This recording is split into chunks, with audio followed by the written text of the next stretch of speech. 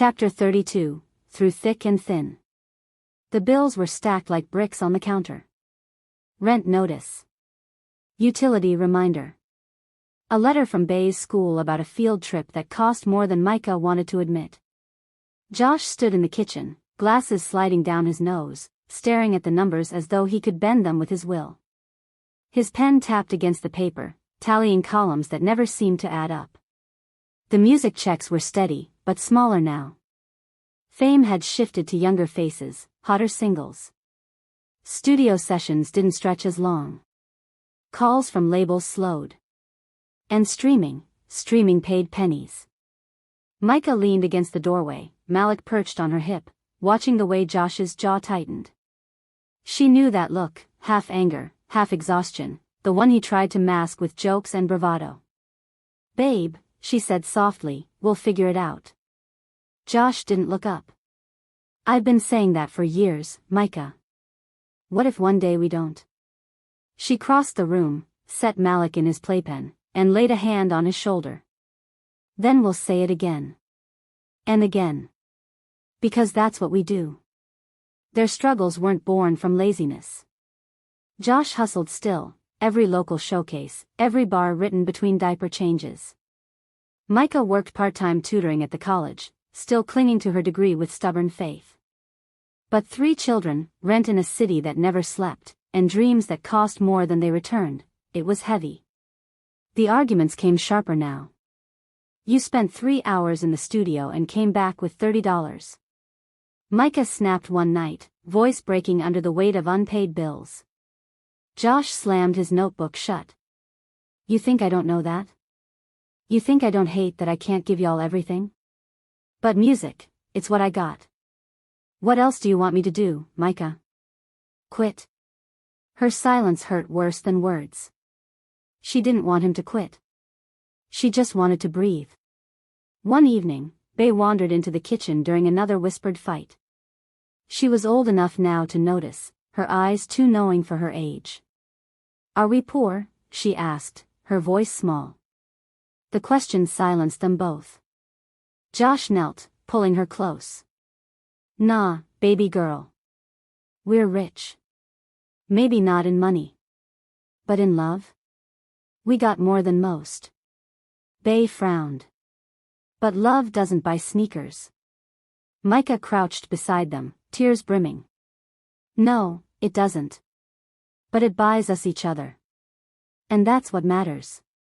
Josh glanced at her then, a flicker of shame and love mixing in his eyes.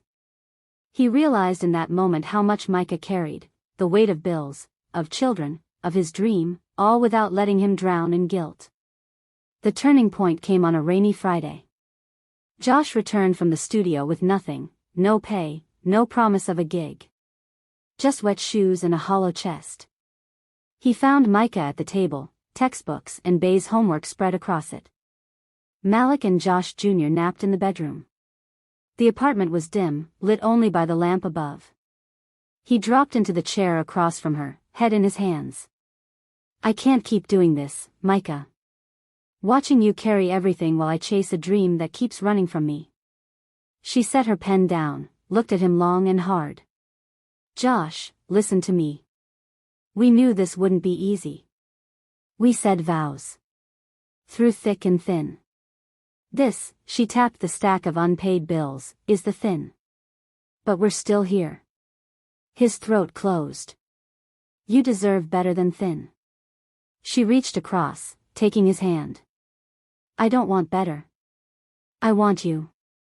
The following week, Josh picked up side work, delivery shifts, construction day jobs when the music slowed.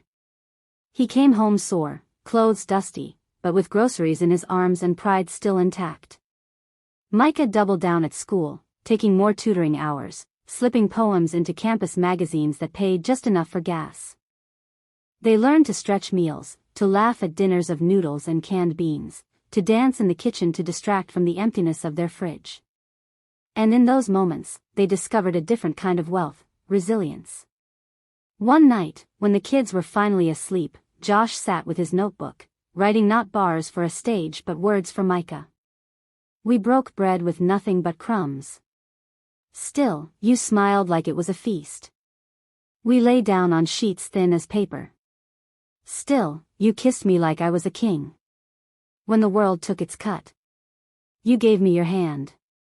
And through thick, through thin, you stayed. He read it aloud to her in the quiet, his voice breaking. Micah pressed her forehead against his and whispered, "That's why we'll never lose." Weeks later, the power flickered one night. They hadn't paid the bill on time. The apartment fell dark, kids startled awake.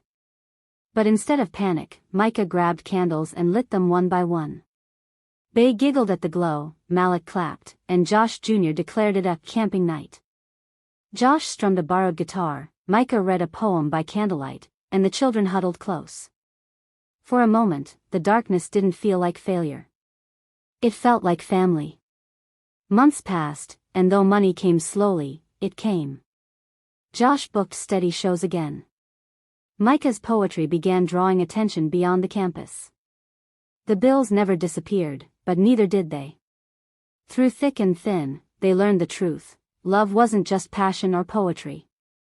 It was a sacrifice. It was faith.